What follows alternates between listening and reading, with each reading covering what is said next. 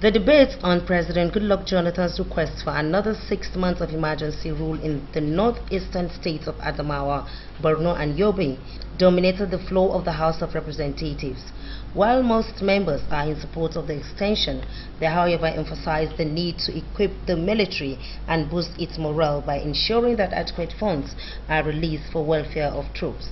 They called on all members on the floor of the House to support the motion, especially as the international community is willing and ready to help the country in its fight against terrorism. Support to fight this insurgency.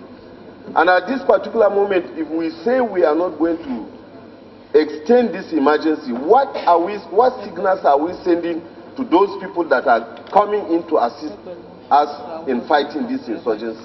So even for that simple reason that some people have volunteered, some nations have volunteered to come in and assist at this particular moment, I believe this is not the right time for us to say the extension should not be granted. There has never been any year since we assumed where over 50% achievement has been recorded in any of the military agencies that we have primary oversight on. It is usually 50% and below.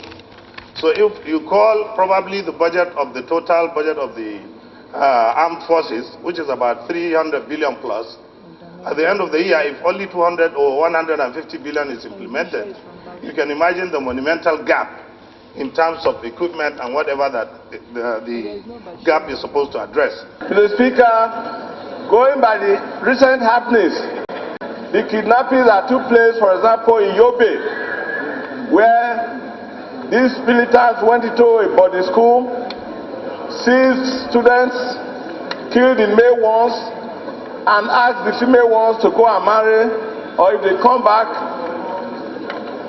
In Borno State, Yobe, it was also in Yobe. It started from Yobe. And then the recent kidnapping of girls from Federal Government Secondary School in Chibok. And what we also observed recently in Adamawa State, the state of lawlessness in Adamawa, we all agree that yes, indeed, we need the extension of a state of emergency.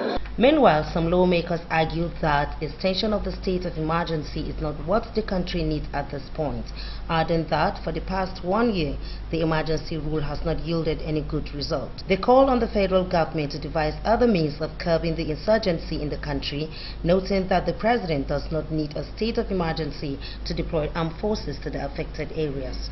Recently, just yesterday, the day before yesterday, there was attack in Kalabal. A community alerted the military. They had Boko Harams are coming. Military refused to go. The JTF, civilian JTF mobilized themselves and approached the Boko Haram, and they killed 200 Boko Haram just a day before yesterday. To me, for us in Yobe State, we don't want it. We don't like it. We don't want it. We don't like it, Mr. Speaker. I make these examples to demonstrate the point that you cannot solve insurgency in the form of terrorism, the kind that we're facing now, by simply declaring a state of emergency in 6 months. If by self-admission, the president in his letter says that it has not abated, the casualty rate is increasing, it is persistent, then what is the point of the state of emergency? Mr. Speaker, if we were to do things properly and thoroughly as a legislative body that is supposed to approve the proclamation, if we were to do this properly, what we should have done, Mr. Speaker, and what we can still do, because this expires on the 23rd of May, so we still have a few days to play with. What we really should do, Mr. Speaker, is to take scientific and empirical evidence. What was the situation prior to the state of emergency? What was the casualty rate prior to the state of emergency?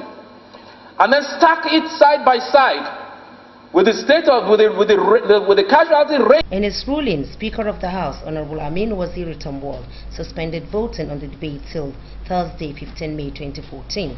He also announced that the service chiefs will appear on same day to give a situation report on the kidnapped Chibok school girls. We will be expecting the service chiefs to appear before the House tomorrow, pursuant to an earlier resolution we passed, inviting them to come and brief the House on the rescue mission on Chibok girls and also the progress being recorded so far on the state of emergency. So we'll be expecting them tomorrow. After their briefing, we take our voting. Earlier, lawmakers from Borno State had spoken in favor of the extension, while their Yobe counterpart expressed contrary opinions. Charity Marcus, ITV News, Abuja.